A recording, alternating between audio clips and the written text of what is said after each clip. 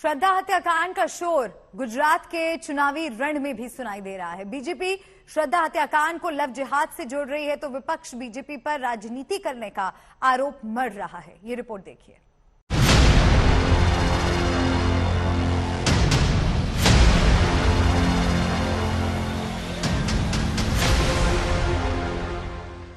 वैसे तो श्रद्धा murder case ने पूरे देश को हिलाकर रख दिया। पूरा देश हैरान है आफताब की क्रूरता को देखकर, मगर यही श्रद्धा मर्डर केस अब सियासी हो चला है। गुजरात के चुनाव में श्रद्धा मर्डर केस के बहाने लव जिहाद की राजनीति गर्म होती जा रही। असम के मुख्यमंत्री श्रद्धा केस के बहाने लव जिहाद की मानसिकता पर चोट कर रहे हैं और असदुद्दीन ओवैसी हिमंता बिस्वा शर्मा को जवाब दे रहे हैं। पुलिस ने इसको पूछा, भाई आप खाली हिंदू लड़की क्यों लाते हैं? बोला नहीं, हिंदू भावुक होता है।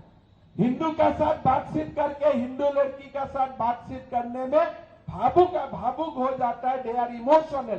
तो उनके लिए मैं उन लोग को लेके आया हूँ। मेघालय आसाम पुलिस ने जो गोलियां चलाई हैं अब पर वहां जाए, लोग मर रहे हैं, यहाँ आकर क्या झूठ बोल रहे हैं, क्या बकवास बात करते हैं। देखिए, महिलाओं पर जो जुल्म देश में होता है वो मर्दों की सिक माइंडसेट की वजह से होता है। इसको कैसे खत्म किया जाए? अब वो आजमगढ़ में एक लड़की के 6 टुकड़े कर दिए गए। दिल्ली में एक लड़की ने इंटरकास्ट मैरिज की तो उसके ही पिता ने उसको मारकर सूटकेस में फेंक दिया। आज दिल्ली में एक ड्रग एडिक्ट ने अपने ही घर में जाकर अपनी माँ को, अपने पिता को, उनका मर्डर कर दिया। ये नजर नहीं आता क्या उनको? फिर हिमंता बिस्वा शर्मा से आज तक संवाददाता ने सवाल किया कि एक भयानक अपराध को वो लव जिहाद से क्यों जोड़ रहे हैं। हिमंता बिस्वा शर्मा का जवाब सुनिए। लव जिहाद का खिलाफ बहुत बड़ा कानून देश में बनना चाहिए। तो ये आफताब श्रद्धा का जो कांड हुआ, इस कांड से ये दोबारा प्रूव हुआ है कि देश को लव जिहाद का खिलाफ बहुत कड़ा कानून का जरूरत है। पर आपको क्यों लगता है ये तो एक क्राइम का केस है, ये कम्युनल केस कैसे हो?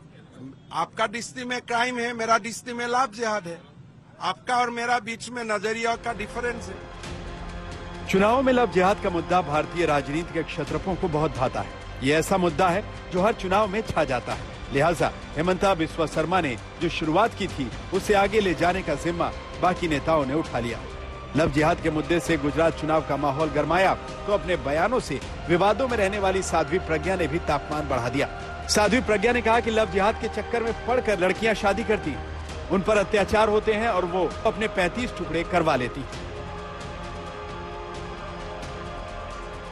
हिंदू कभी भी इस प्रकार के कार्य नहीं करता है। इतनी बीभत्स हत्या, इतनी क्रूरता, इतनी नृशंसता ये तो कोई और नहीं कर सकता।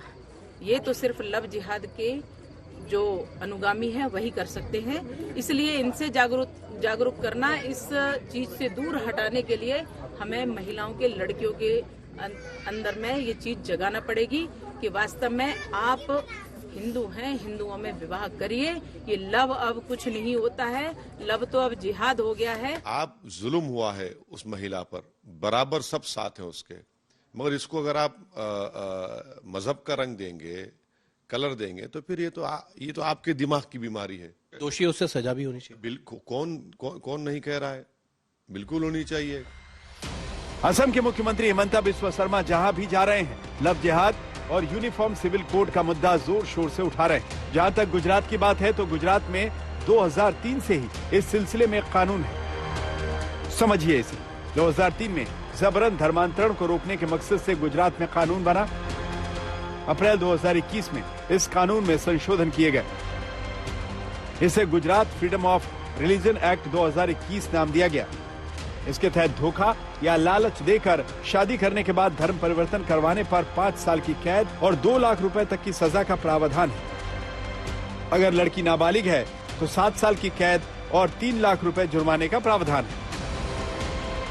इस कानून के रहते हिमंता बिस्वा शर्मा गुजरात में श्रद्धा आफताब के मुद्दे को लव जिहाद से जोड़ रहे हैं। सियासी तकाजा यही कहता है कि लव जिहाद तो बहाना है, मकसद हिंदू मुस्लिम का वोट पाना है। मगर सवाल यह है कि गुजरात के चुनाव में ये लव जिहाद वाला दांव चलेगा या नहीं। अहमदाबाद से पौलमी साहा, गोपी घांगर और हिमांशु मिश्रा के साथ आज तक ब्यूरो।